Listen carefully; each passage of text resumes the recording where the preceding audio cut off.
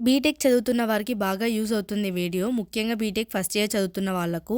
First year BTech చదువుతున్న వాళ్ళలో ఎవరికైనా 50% పైన మార్క్స్ ఉండి, అలాగే ఇన్‌కమ్ టాక్స్ సర్టిఫికేట్‌లో పర్ ఇయర్ 2,50,000 కన్నా తక్కువ రెవెన్యూ ఉంటే చాలు మీరు ఎలిజిబుల్ అవుతారు.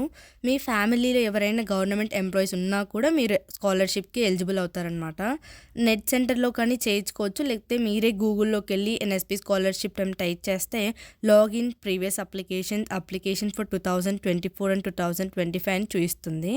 ఫస్ట్ ఇయర్ అయితే 2024 అండ్ 25 అప్లికేషన్ మీద క్లిక్ చేస్తే ఓటీఆర్ అనేది రిజిస్ట్రేషన్ చేసుకోవాల్సి ఉంటుంది.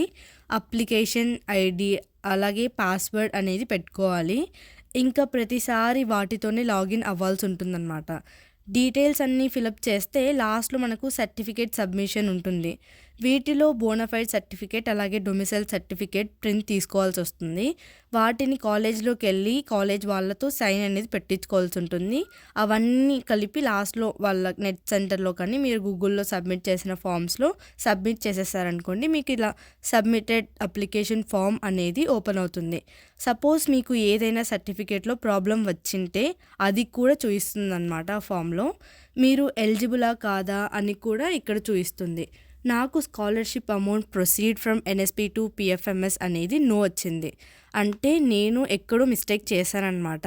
దాన్ని తెలుసుకోవడానికి ఎలా అంటే పీఎఫ్ఎంఎస్ అని ఒక డీబీటీ స్టేటస్ ట్రాకర్‌లోకెళ్ళి డీటెయిల్స్ అన్నీ ఫిలప్ చేస్తే ఇలా నీకు ఎందుకు రిజెక్ట్ అయిందో చూయిస్తుంది.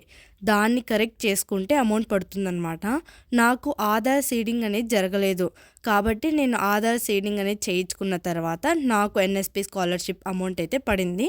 కానీ నేను మరీ వెళ్ళి చెక్ చేసుకుంటే పీఎఫ్ఎంఎస్‌లో నాకు నో అనేది చూయించింది. కానీ నాకు అమౌంట్ అయితే పడ్డాయన్నమాట.